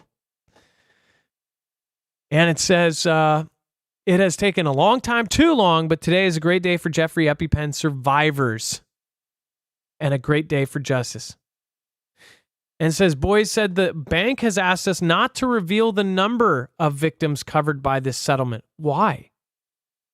At this time, and that pending further discussions, we are going to respect that request. Maybe they don't want it if it's what if it's like 100 victims, right? And it's broken up like they each get $10 million or something, or $29 million or whatever it is. Or what if they almost get nothing because there's thousands of victims? Go ahead, Dex.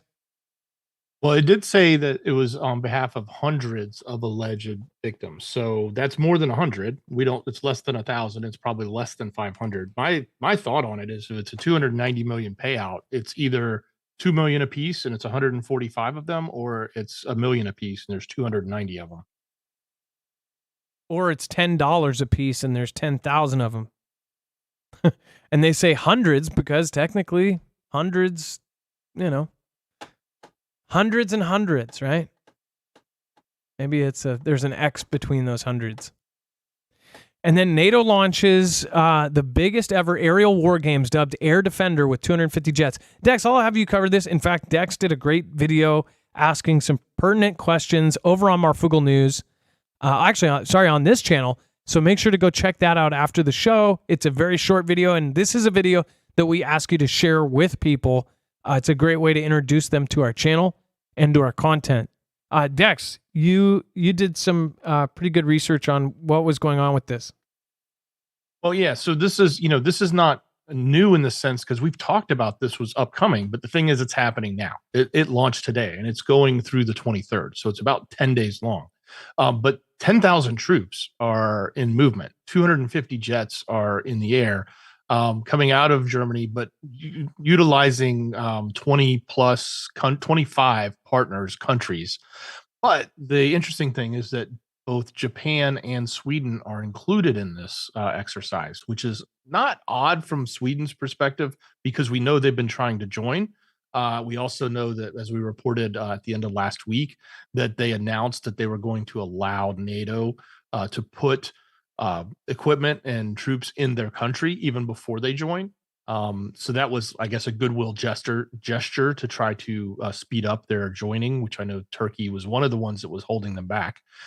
But Japan is the interesting one because there's a lot of rhetoric that's been flowing back and forth between Russia and Japan and China and Japan, but even Russia specifically, over some of the island claims that are there over in Asia and in the Pacific. So to have them come all the way over to Europe and participate in this drill, especially one that's NATO, and especially after We know that the NATO leadership has met with Japan, and even at those meetings, there was a lot of pushback from Russia and others about that, not wanting to see others join NATO.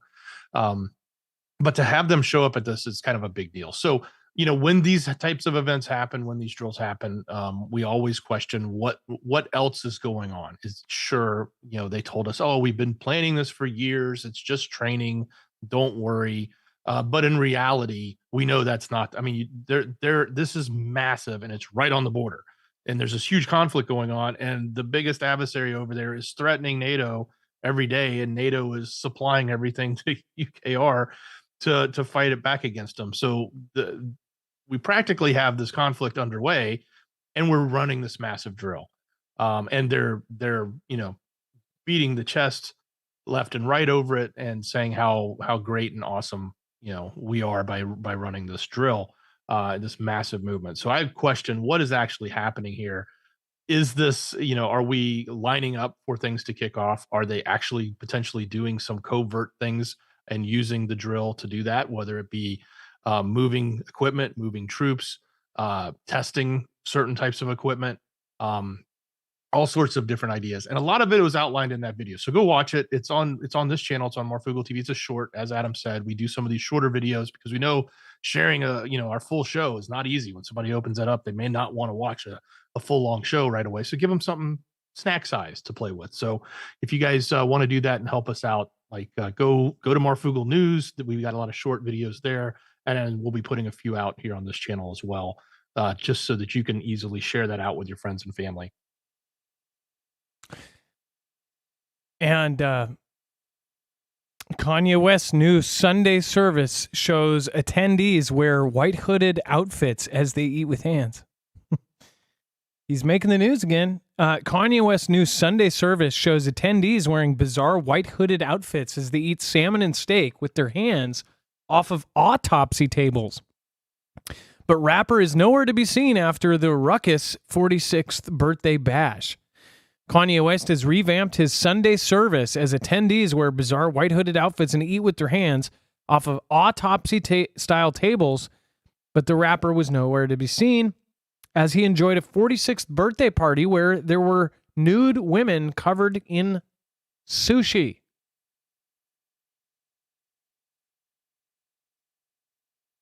Hollywood.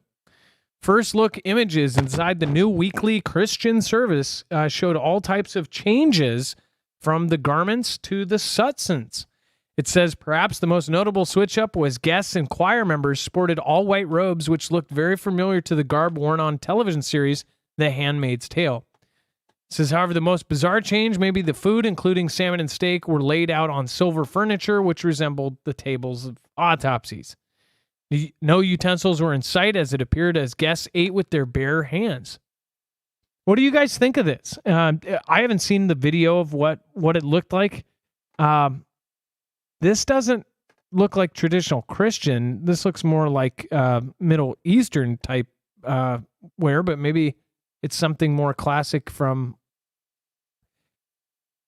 I guess, and that's, what is that? That's steak. Right? And that's salmon. Is that supposed to represent Christ in a unique way? I guess, what is this from? Dex, have you ever seen something like this? This was just extremely bizarre. And I don't want to poke fun at anyone's religion by any means, and I'm not doing that. But, this is just one of those things when you look at it, you go, that's it makes you ask a lot of questions, especially as, being a Christian, you sort of look and wonder, okay, what's going on here? And by the way, I think Jacob actually just put out a video on this earlier today too, Jacob Israel. So I'm sure he has a very unique perspective on this as well, but pretty startling. And then I think, the whole question about his birthday bash, I think a lot of people are sort of looking at that one and saying, hey, what are you doing there? I guess making that public but then turning around and pushing the Christianity side. It just seemed there's a little bit of a juxtaposition on some of the things that were going on. Well, people didn't understand his comments. People didn't understand how his brain works. The thing is I've had to deal with, I don't know if he's mentally ill, but he has said himself that he's bipolar, right? We recently had something in our own family where one of our family members is a person who's only 19, and he has gone through some really tough times lately. In fact, this kid is one of the best kids you've ever seen. One of the most innocent, best kids, just the epitome of just a nice kid. And all of a sudden he turned 19, and over about a year, very quickly, something was changing. And long story short, he's now going through some sort of psychosis. He did things recently that were so out of character, nobody could even believe he did them. Really, really just something horrible as far as what he did, but it just is so out of character, it's not even funny. One thing that how I understand, one thing when I look at Kanye is, and from personal experience, is that you never know what's going on in somebody's head, and you never understand what leads up to it. And I try not to judge people. I judge people all the time, and all of us do, and it's really hard not to. You know, you're supposed to pull the log out of your own eye before you judge somebody else. I am judged constantly, and that's just part of, going with what we do, right?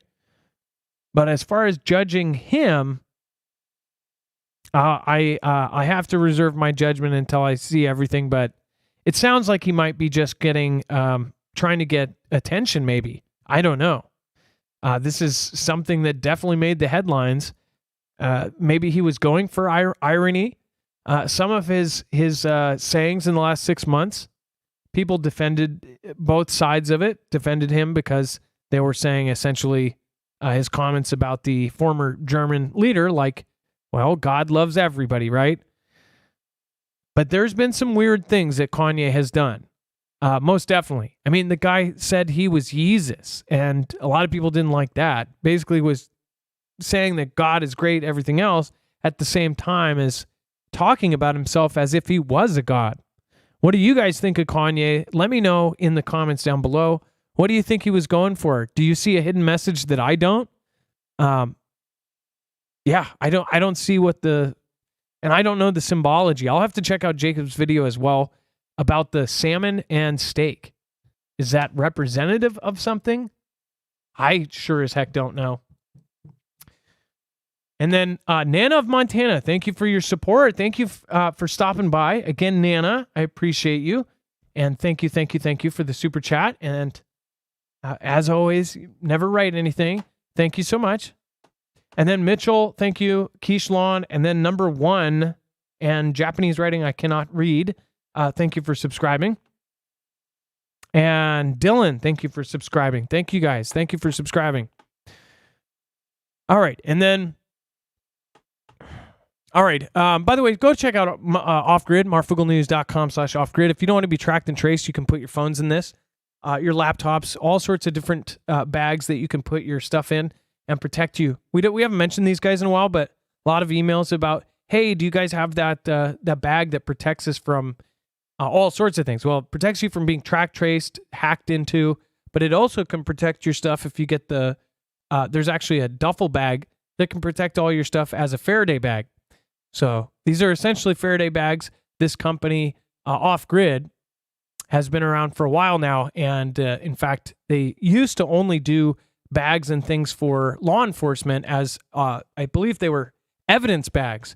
But then they opened up to civilian bags, and now they're doing these. So they're the same quality, but now they do them in a whole lot bigger scale. So make sure to go check them out. They're very high quality. And again, there's actually a windowed phone one that I think is the best for phones. That actually has a window you can still touch and use your phone, but there will be no signals going in or out.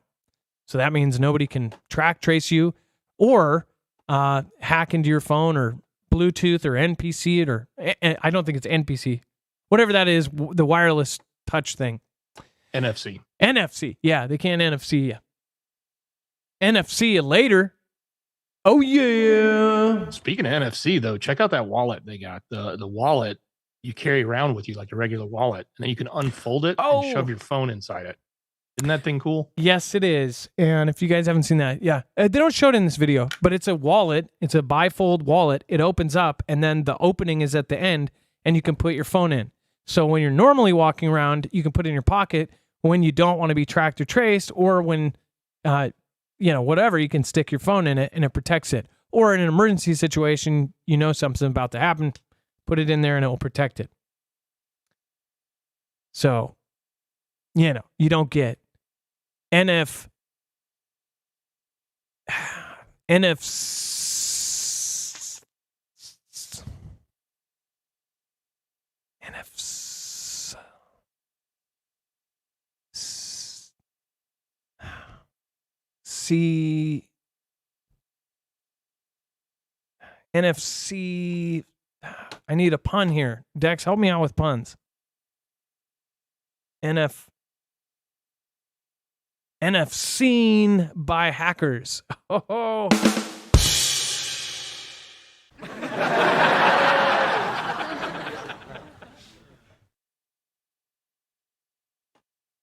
I retire today. Thank you guys. And Dex, let's go over the web only. We got a lot of crazy stuff here. Yeah, we sure do. Head over to marfooglenews.com. Click on the thumbnail for today's show, or open up that show notes link. It's down below in the description. You'll find it. It'll take you right to this webpage where you'll see all the content we just covered. So if you're looking for the news source, or you want to know more about that article we talked about, this is where it's at. But there's a lot more going on, and that's the orange bar. It's called Overflow, and this is the rest of the story. So apparently Tucker got hit with a cease and desist. We'll have to see what comes of that. But Fox is basically telling them, hey, stop what you're doing. I know a lot of people have been watching him on Twitter. So, everybody's sort of curious now, what's the response going to be? Of course, tomorrow, big day for T-Man. He just flew into Miami. He's staying at Doral, the golf course there, and he is going in for the arraignment tomorrow. So pay attention to that. I'm sure it's funny. They're publishing the routes on maps so that everybody can see where he's going to be going with his motorcade. I don't know if that's a really good security thing, but I'm sure it's also a lot of people probably want to go stand out and either wave a flag in support, or put a finger in there if they don't like him. I guess whatever you fall into, whatever camp you fall into. But the rest of the story, or try to take him out. That's exactly. It sounds like a setup for something. Yeah, the security aspect on that pretty weak in my opinion. Head on a swivel. Iran putting out animations of him being taken out. It just, let's let him know where he's going to roll. I bet it's going to be a stunt double in a dark tinted window or something like that one time. Anyways, keep going. Yeah, exactly.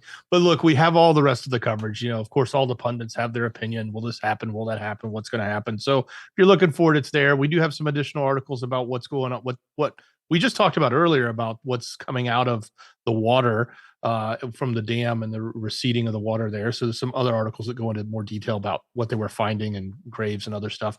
We do have updates on UKR, lots of different things happening, from which villages were retaken or claimed to be retaken, as well as the number of the 300th helicopter allegedly taken down from Russia's side, from UKR. A good story though about a German Shepherd that is now got a new place, new lease on life, so to speak, after being injured in the conflict there. He's now working for a police department in, I believe it's Hungary. Look, Kim Jong-un is in the news again. He is vowing to hold hands, as he quote unquote says, hold hands with Putin for strategic cooperation. So it'll be interesting to see if anything actually comes from that besides the words. There was a big, big patriotism day in Russia. So that went on today, and there was some words from Vlad. And we also have a lot of other stuff about AI, some things going on with Xi, and as well as an interesting story about how we lost the EV battery tech. We actually developed it here in the US, but now China owns it. Like, they're the ones building it. It's not us. That's why we're all sitting around waiting on lithium batteries. And that's why all these cars are now trying to have to build their own plants to start building the batteries, because they don't want to import it or wait for the import. So very interesting article. Go take a look. All of that and so much more. We put it together for you every night. It's on the website, googlenews.com. click on the thumbnail for the show or open up that show notes link down below in the description.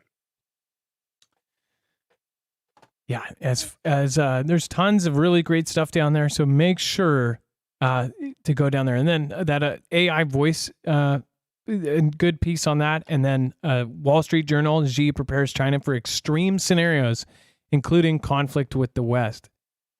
Definitely go and check out everything over there. There's lots of great stuff. All right, and then thank you for the mods. Thank you. We had CJ, we had Rip, we had Ilea, we had Jammer. I'm probably missing one. We all miss Lisa R. Hall, wherever she is. CJ was in the house. I know, CJ. I said that at the beginning. Thank you, CJ. Thank you. Did I miss any? I don't know if I missed any. I know. Say Wages. He was here. Okay, Wages. Good job, Wages. Thank you so much for being here. Guys, got to check all their channels out on marfooglenews.com/friends. These are all great people. Everybody is just going through crazy times right now, so make sure to support all of our friends. RJL, wherever you're at, love you. Of course, Trinity was here yesterday, and I believe you were here today, weren't you?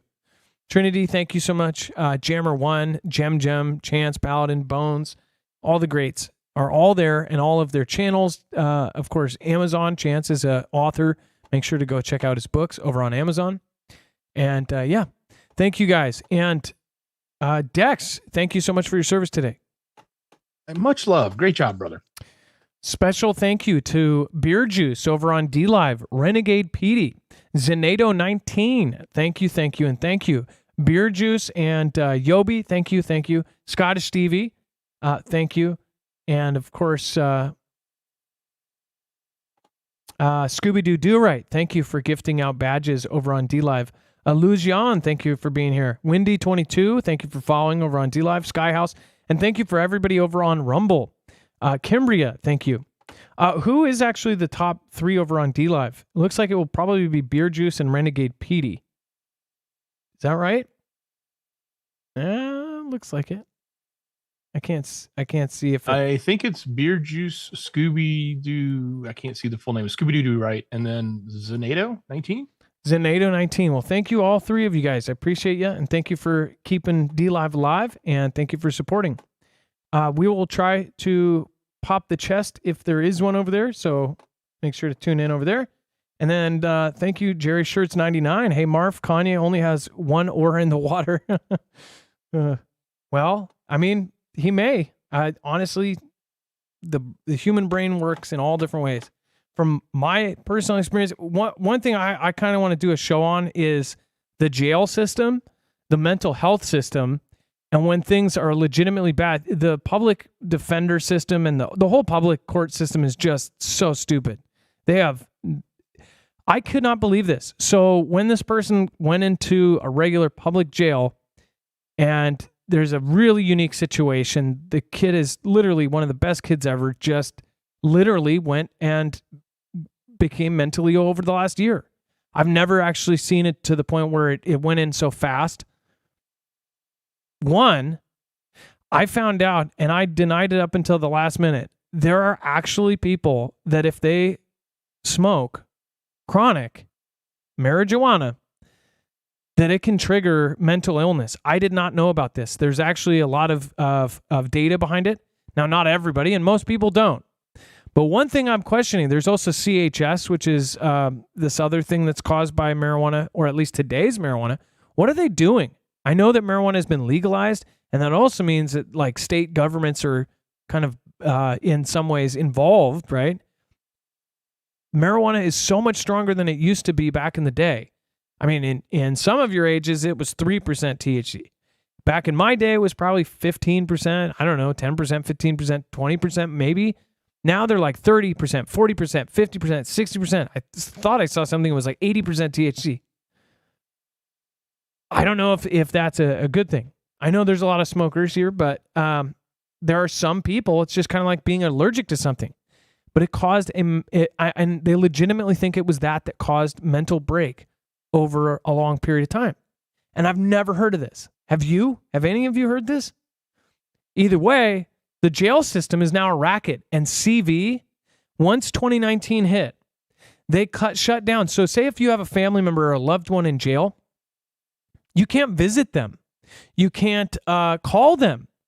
How it works and how some places are doing it is essentially you'll have to buy a cell phone, a prepaid cell phone, and that person in jail can only call that cell phone.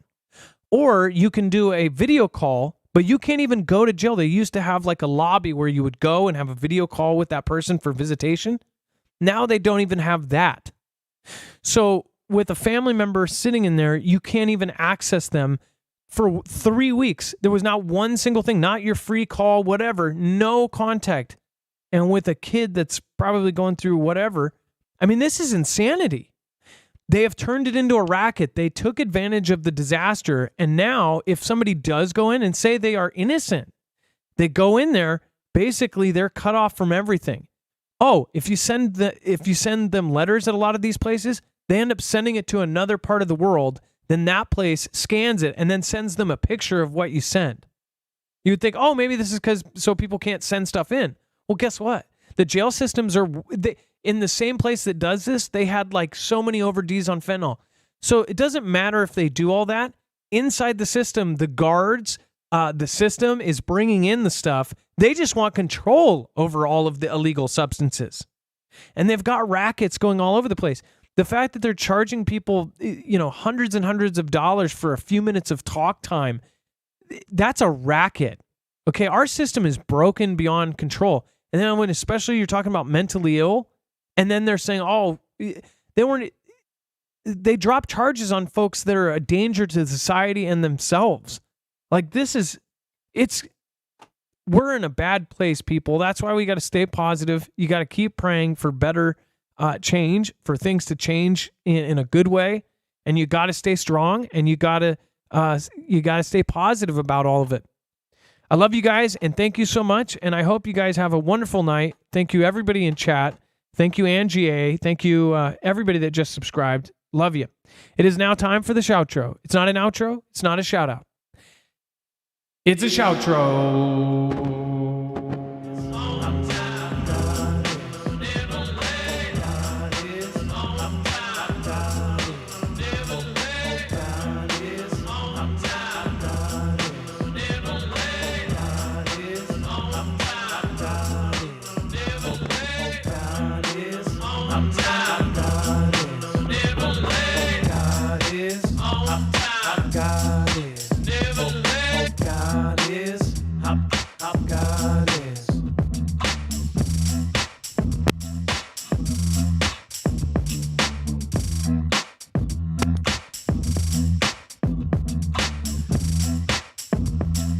Thank you, everybody that supported tonight. I appreciate all of you.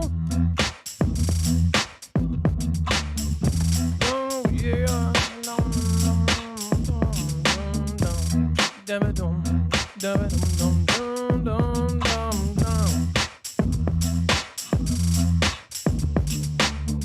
All right, we're going to make a fresh one here in a second.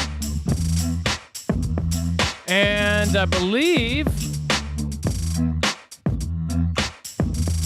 that will be for Derek Wilson and Nana of Montana. Thank you for being the top supporters.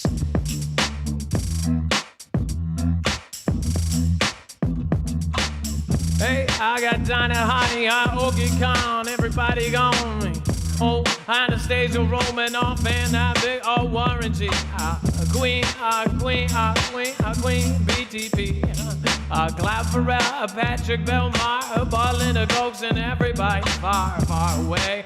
Hi, El Clifton and I, Captain and the Scratch, Army Hall and Mr. Match, Ian DeBow, Carol. Everyone knows that jail is the racket out there. Don't turn them into innocent, turn them into criminals. Everybody already knows.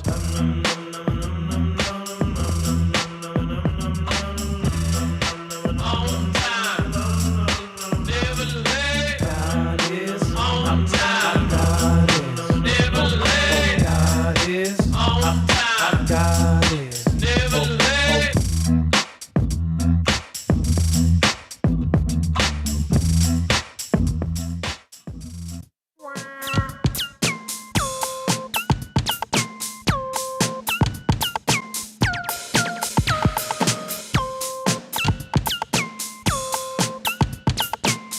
All right, let's make a fresh one.